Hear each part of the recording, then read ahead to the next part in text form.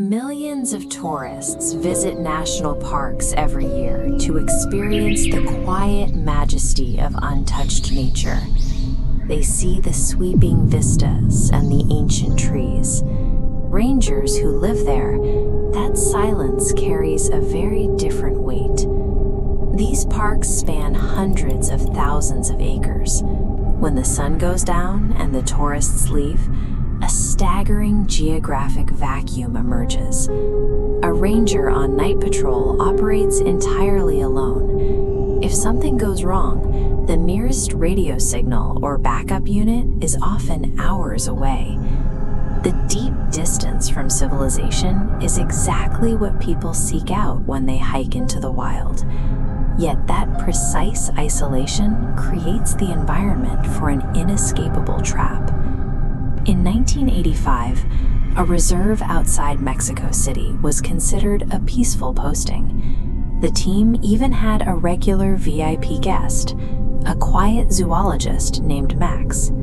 He spent his days deep in the brush studying insects, returning every night like clockwork to chat with the rangers about his field notes. One night, the routine broke. Max failed to return. When the clock passed 1 a.m., the duty ranger grabbed a flashlight and hiked out alone into the trees, sweeping a dim beam through the pitch black to find him. He found Max lying in the mud. The zoologist was heavily mutilated, drenched in blood, and surrounded by vultures. His face was unrecognizable. The ranger only managed to identify him by his signature white shoes. The FBI eventually cracked the case.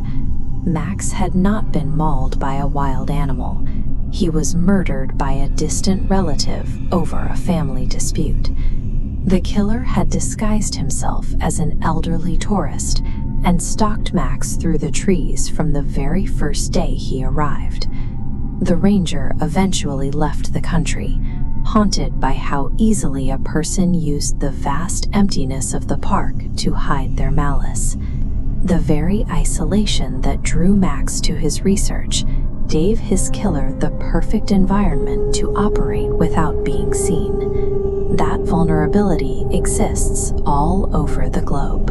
In 1980, deep inside an African national park, rangers noticed a strange pattern. The local wildlife was actively fleeing one specific sector of the forest. The entire area had gone completely silent. A solo ranger was dispatched to hike 4 hours into the silence to observe. He discovered a highly organized, illegal logging crew. They were cutting down dozens of ancient trees a night and hauling them out under the cover of absolute darkness. After observing through the night, the exhausted ranger accidentally revealed himself to a lookout. The man panicked and immediately swung an axe at the ranger's face, splitting his nose and slicing into his leg as they collapsed into the mud. He was unarmed and pinned down, with hands squeezing his throat. With his last bit of strength, he kicked his attacker in the back of the neck. The man went still. The ranger survived, but the intruder died on that forest floor. The ranger was legally cleared, but the psychological cost was immediate. He handed in his resignation, unable to separate the beauty of the forest from the memory of the life he took to survive it. Desperation is dangerous, but nature possesses a different level of violence. In the summer of 1980, Yellowstone was seeing millions of visitors. Among them was a group of 15 student hikers looking for a retreat into the vast, sweeping wilderness. This map illustrates the scale of the risk. Look at this shaded area, a high-danger sector of the park, known for heavy predator activity. At 2 a.m., the duty ranger got a call.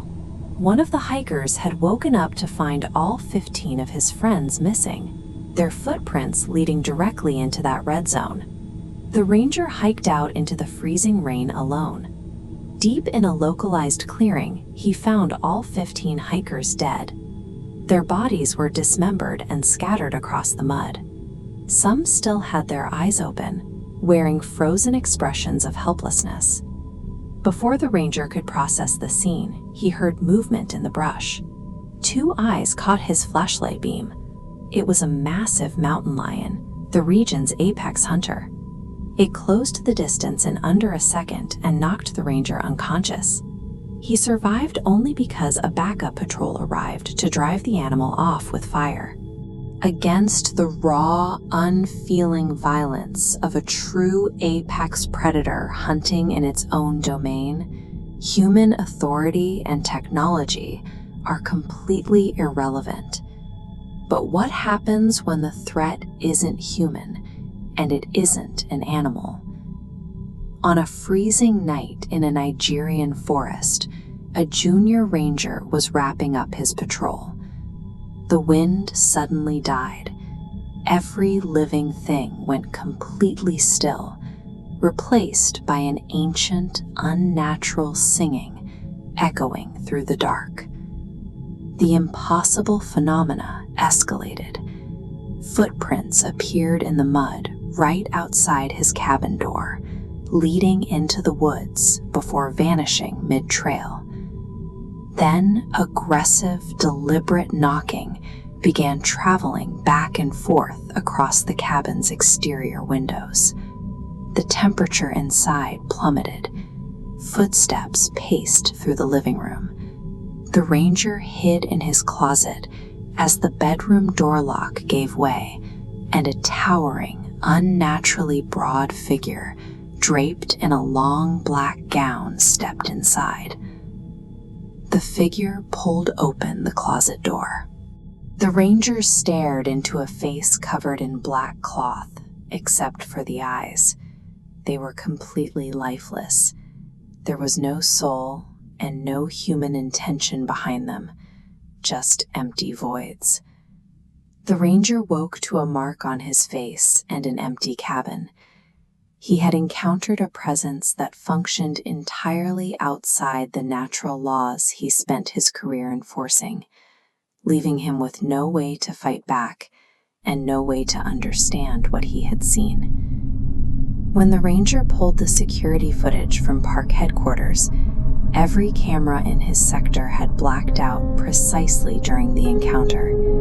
He was left with no evidence and no explanation for what had breached his cabin. The Japanese ranger, whose father fled Mexico, the survivor of the Yellowstone attack, the man from the African park, and the Nigerian ranger, they all share a similar fate. Despite resigning and putting thousands of miles between themselves and those forests, they suffer from permanent, debilitating nightmares. The specific details of the violence eventually blur, replaced by a permanent, sharp paranoia. These men live with the constant knowledge that the deep wilderness provides perfect cover for whatever is still out there, waiting in the dark.